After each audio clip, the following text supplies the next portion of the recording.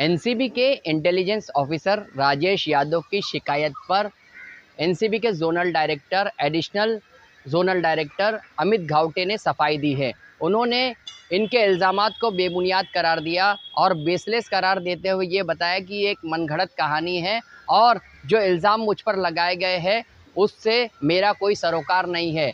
अमित घावटे पर यह इल्ज़ाम आयद किया गया है कि उन्होंने एक फार्मा कंपनी से जो है 6 माह में रिश्वत लेने का सिलसिला शुरू किया है और इसके साथ फार्मा कंपनी जो है अमित घावटे और एनसीबी के अफसरान का खास ख्याल रखती है, उन्हें गाड़ी और दूसरी चीज़ें मुहैया करती है। इस इल्ज़ाम को सरासर बेबुनियाद करार देते हुए इसे मनगढ़ंत कहानी करार दिया है। अमित घावटे ने बताया कि जिस तरीके से उन पर इल्ज़ाम आयद किया गया है वो बेबुनियाद है, इसका हक़ाइक़ से कोई ताल्लुक़ नहीं है। और ये भी बताया कि जिस तरीके से ये भी बताया गया है कि उनका जो है अमित घावटे का प्रमोशन रुका हुआ है या उन पर इंक्वायरी पेंडिंग है, लेकिन उन्होंने ये बताया कि 2019 में उनका एडिशनल कमिश्नर के तौर पर प्रमोशन हुआ है और वो अब जो है एडिशनल डायरेक्टर के तौर पर काम कर रहे हैं और उन्होंने जो है मुंबई में एनसीबी के में रहते हुए ड्रग्स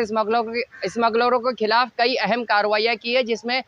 60 करोड़ का माल जो है डोंगरी से बरामद किया है और यहाँ से 3 अफराद की गिरफ्तारी भी अमल में लाई थी। बता दें आपको कि जिस तरीके से एनसीबी के ज़राए और सोर्सेस ने यह भी बताया कि राजेश यादव को जो है एनसीबी इंटेलिजेंस के में काम करने का तरीका नहीं था और उन्हें जो है अनफिट करार दिया गया था। 2020 और 2021 में उनके खिलाफ एसीआर बनाई गई थी और एसीआर जो है वो रिपोर्ट ख़राब हो गई थी उनकी, इसलिए जो है उनका प्रमोशन भी रुक गया था और यही सब बुनियाद है। उन्होंने जो है एनसीबी के जोनल डायरेक्टर के खिलाफ जो है संगीन इल्ज़ामात आयद किए। ये भी बताया जा रहा है कि जिस तरीके से राजेश यादव ने जो इल्ज़ामात आयद किए हैं उसका हक़ाइक़ से कोई ताल्लुक़ नहीं है, क्योंकि जिस तरीके से इल्ज़ाम लगाए गए हैं उसके सबूत भी नहीं दिए गए हैं। बता दें आपको कि राजेश यादव के इल्ज़ामात के बाद वज़ारत दाखिला ने इंक्वायरी तो सेटअप कर दी है, लेकिन अब जो है अमित घावटे ने इस इल्ज़ाम को बेबुनियाद करार दिया है। इस मामले में वज़ारत दाखिला तफ्तीश करेगी। जिस तरीके से एनसीबी के ही एक अफसर जो है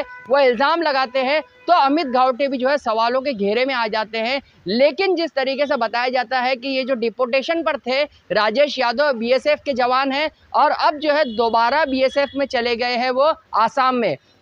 जबकि वो उनका ये कहना है कि अमित घावटे जो है वो फार्मा कंपनी से रिश्वत लेते थे, लेकिन ये इल्ज़ाम अब तक साबित नहीं हुआ है। तफ्तीश का पहलू है, तफ्तीश में क्या बात सामने आती है, जबकि अमित घावटे ने इसे पूरी तरह से नज़रअंदाज कर दिया है और इल्ज़ामात को ही खारिज कर दिया है। जिस तरीके से एनसीबी में जो है अंदरूनी खलफशार अब देखने को मिल रहा है, आगे इसका क्या नतीजा निकलता है ये देखना होगा। जहाँ का इंसाफ की खास रिपोर्ट।